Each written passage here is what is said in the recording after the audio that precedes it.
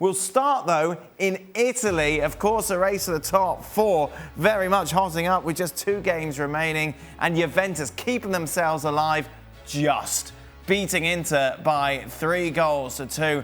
Boy, was it a controversial game. No less than 3 penalties in the end, though. Juve taking all 3 points, and they've just got to hope now that Napoli slip up. They're in action on Sunday, and maybe, just maybe, they can get into the Champions League next season. Well, let's welcome Gab Marcotti into the show. Gab, so much to talk about from this game. I think we've got to start with that late penalty. I imagine everyone's been very calm about it.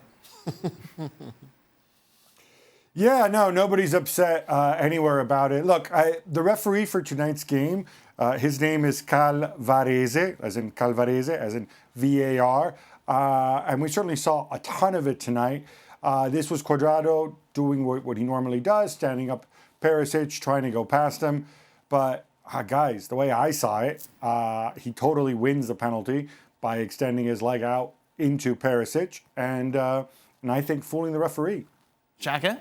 I thought it was an awful decision. I'm with Gab in this. I'll even go a little bit further and say I'm not sure what Cuadrado does to win the penalty. I just thought you see Cuadrado try to cut it back on Perisic and then goes over. How a referee interprets that to be a penalty is absolutely beyond me. Gab, fair to say, though, Juve were better today? Look, I know in the end people are going to talk about the referee a lot. I think he had a terrible game. I think he made some serious mistakes. But he made serious mistakes, I think, which affected both teams.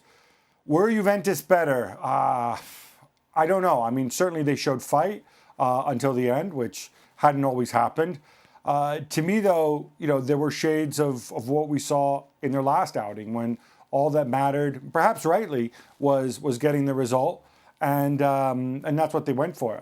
In the end, I don't think they performed particularly well against an Inter side who, let's not forget, did put out their strongest 11, and maybe they weren't as motivated as they might have been, given they won the title before. But it's encouraging. Juve certainly still have plenty of fight in them. There's no question there. Gab, we saw Cristiano Ronaldo on the score sheet converting that penalty.